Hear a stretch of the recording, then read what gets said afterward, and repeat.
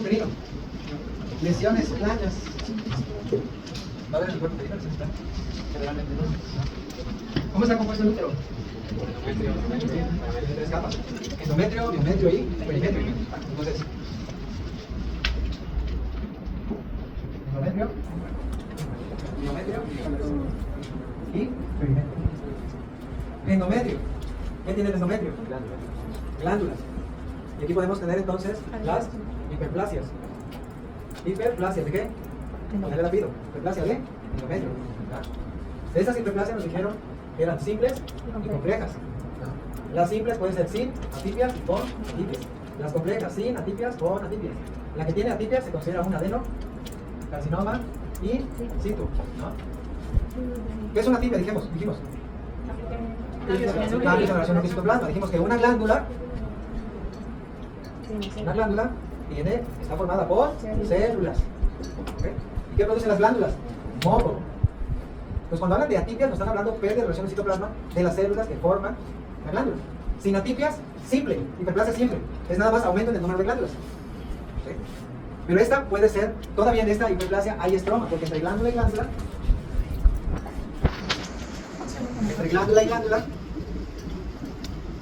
pues va a haber estroma. Porque es una hiperplasia simple, nomás nos están diciendo que está aumentando el número de glándulas. ¿Estamos de acuerdo? Si nos dicen no tiene atipias, sin atipias, quiere decir que la relación núcleo-citoplasma de estas células está normal. Con atipias, pues ya que aquí las células, el núcleo-citoplasma está alterado. ¿Ya? Pero sigue respetándose que hay todavía estroma. Compleja. Hay más glándulas y son pleomórficas. Quiere decir que las formas cambian. ¿Qué pasó con el citoplasma? Está disminuido. No hay. Esa es una compleja. Sin atipias, quiere decir que se respeta la relación del citoplasma. Con atipias, ya no se respeta la relación del citoplasma. Y esta es la que se menciona casi. ¿Sí quedó entendido? Sí. Entonces, ¿hay una capa basal entre el endometrio y el biometrio y entre el biometrio y el perimetrio? No. Dijimos, hay una interfase. Por eso el endometrio es endometrio compacto y capa basal. El endometrio compacto está dado por la capa superficial intermedia, basal, pero es un endometrio compacto. Aquí no estamos hablando de capa basal, parabasal, intermedio. Entonces, el cáncer in situ quiere decir que no ha habido invasión a dónde? Al biometrio. Ahorita lo vamos a ver. Del endometrio, cuando se introduce este endometrio, el endometrio, ¿cómo se llama? Adenomiosis. Es introducción de esta capa aquí, ¿no? La adenomiosis no es otra cosa más que la introducción del endometrio acá. Y generalmente para que eso ocurra, pues tiene que haber lesión, legrado, cirugía, si no te lo haces para la persona adecuada, en el lugar adecuado, pues vas a tener problemas. Así sea un legrado por algo, o sea, algo médico, por ejemplo, un huevo protenido, un óbito, hay cosas que sí es necesario médicamente hacerlas. Pero tenemos que ser cuidadosos. Tenemos que ser cuidadosos a la hora que hagamos el legrado. Porque es una causa de provocar adenomiosis. ¿Qué otra causa tenemos de biometrio? Miomatosis. Ya lo vimos. La adenomiosis, generalmente, a menos que sea una hiperplasia, se puede convertir en una adenocarcinoma. O que una adenomiosis también puede haber hiperplasia. Y en la miomatosis también, diferencias clínicas entre una y otra. Lo vimos, no es de esta unidad, pero no recuerdo. Crecimiento regular, crecimiento uterino de forma regular, consistencia blanca. Crecimiento irregular, consistencia dura. Las tres cosas nos pueden dar que hemorragia uterina normal. Y aquí tenemos el pan con pólipo, adenomiosis, mioma. La malignidad empieza primero con una hiperplasia o una displasia y luego nos va a hacer un cáncer epidermoide o una adenocarcinoma. ¿Sí? Todas se correlacionan. Y esto estamos hablando ahorita de cuerpo uterino. De cuerpo uterino. Entonces, la miomatosis, ¿en qué se puede convertir? Dijimos. Sarcoma. ¿Crecimiento? ¿Crecimiento? ¿Esta? Por eso es crecimiento rápido. ¿Edad? Reproductiva. ¿Edad? Menopausia. ¿Cuántos datos clínicos podemos tener? Entonces, cuando vengan los casos clínicos, vean la edad, vean la paridad, ¿qué nos están diciendo? O sea, tenemos que correlacionar todo. A veces no es difícil lo que uno pregunta, pero como ustedes no lo correlacionan, pues andan adivinando. Problemas del perimetrio. Y también les recuerdo, los miomas tienen degeneraciones benignas y malignas. Benignas, lo más frecuente es la degeneración hialina, luego la calcánea, luego la quística, luego la degeneración roja, que es en el embarazo. Dijimos que los miomas, de acuerdo a la FIBO, dependiendo del lugar, podemos hacer miomectomías, ¿no? Laparotomías o laparoscopías, o histerectomías. Miomectomías para la clase 0, 1 y 2, miomectomías transvaginales, esas son histeroscopías. La clase 4, 5, pues esas son las laparotomías o laparoscopías.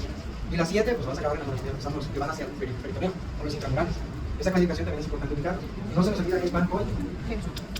De estas del coin fue pregunta de examen. ¿La O a qué se refiere? Alteraciones de la ovulación. ¿Cuál es la alteración más frecuente? Ovulación. ¿Qué más? Podemos hablar de lo mismo, si se dan cuenta. Nomás que van afectando diferentes órganos, diferentes cosas. En el primer, ¿y qué nos queda por último? Las trompas. La hiperplasia simple, esa normalmente no da adenocarcinoma. La simple, sí, atipias. Sí, porque esta, de la simple, aquí con atipias se puede convertir en una completa. ¿Qué diferencia hay entre la compleja y la simple? Dijimos, la cantidad de el estroma, con el aumento del número de glándulas. Son tantas glándulas que ya no hay estroma. Sí, sí, ¿verdad? O sea, un mioma le puede evolucionar una leiomyosarcoma. El mioma, es que el mioma es mioma, leiomioma, fibroma, del útero. Estamos hablando del útero. Es lo mismo.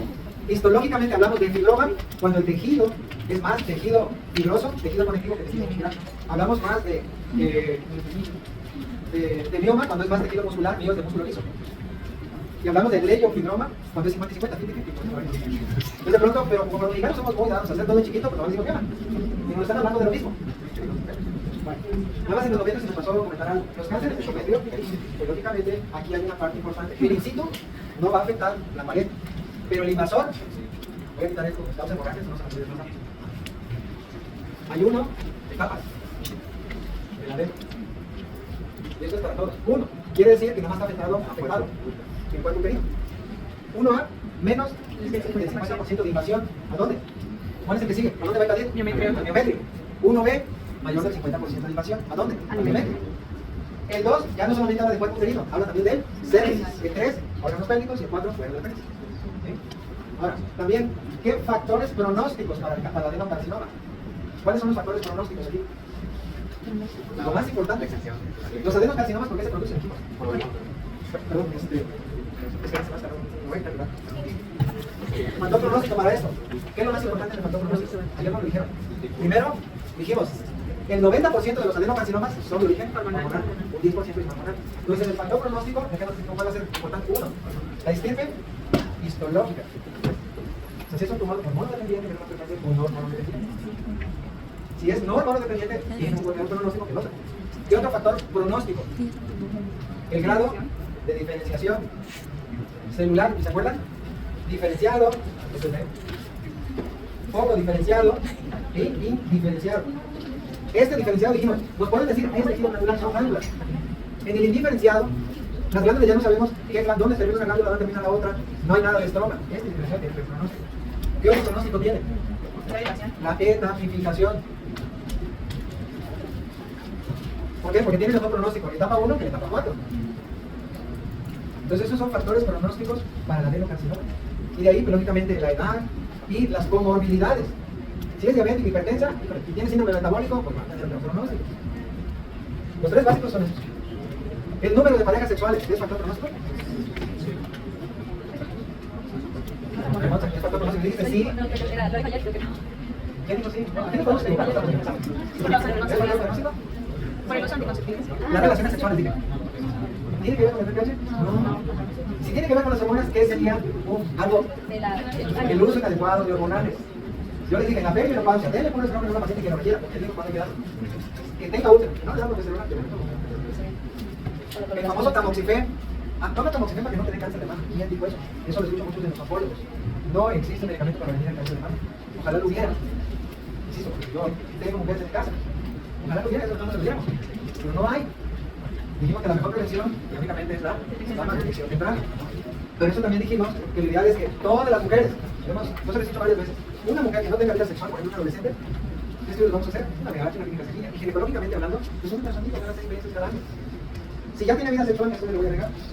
Citología y colposcopía, ¿no? Y si rebasa los 25 o 30 años, un ultrasonido de mama. ¿Cada cuánto? Pues cada 6 meses, mínimamente cada año. Si ya llegó a los 40 años, ¿qué le voy a pedir? ¿Qué le voy a agregar? Ya dije, papá, mastografía con ultrasonido. Entonces ya va a ser citología, colposcopía, ultrasonido de útero y ovario y mastografía con ultrasonido. Y si ya tiene más de un año sin menstruar, ¿qué le voy a agregar? Densitometría, para ver el grado de dosificación o de descalcificación. O sea, todo es por etapas, muchachos. Que por ejemplo digan, así llega una mujer de 50 años por una cervicovaginitis, bueno, hay que verle por el motivo principal que va. Pero nuestra obligación es decirle, por edad ya le corresponde dar estudio. En la siguiente cita, ahorita no se lo voy a hacer, pero en la siguiente cita sí hay que pedirlo. Ya, si el paciente dice, no lo quiero hacer, ya es por el paciente, porque no los podemos obligar. Y hablando de obligaciones,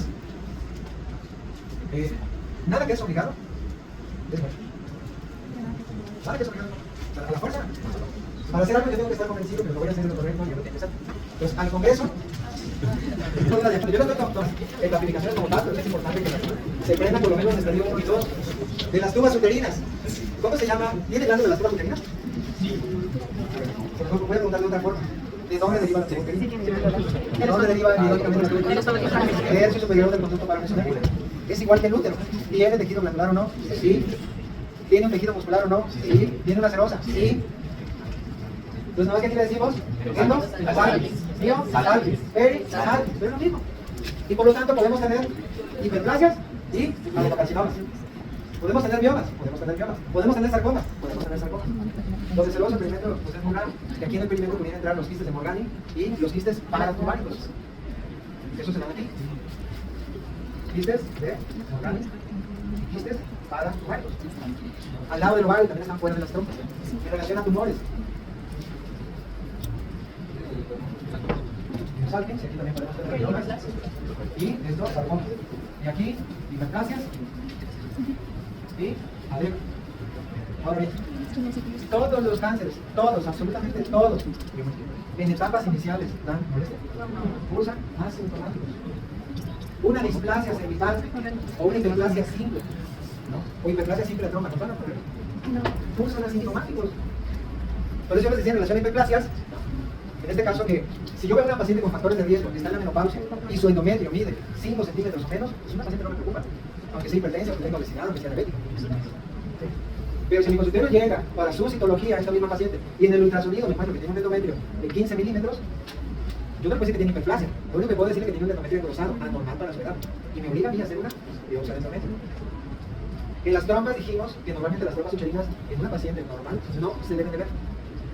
Y si yo veo una trompa engrosada, llena de líquido, o le pongo flucometría y tiene flucometría en toda la trompa, pues yo no debo pensar en algo bueno. Y menos si está en la perimenopausia. Vean la importancia de por qué hacer un ultrasonido.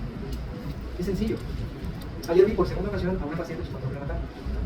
El primer control prenatal fue a la semana 6. Y en esta semana, yo normalmente, la idea de esta serie de la que tenemos acá, yo normalmente digo, bueno, si veo el latido cardíaco vía abdominal, así de realista para pelear con máquina, no puedo ver más cosas. Mi interés es que tenga latido cardíaco. Entonces, tuvo latido cardíaco y ayer tocó su control. Mi asistente me dice, doctor, es que dice la paciente que si es necesario que usted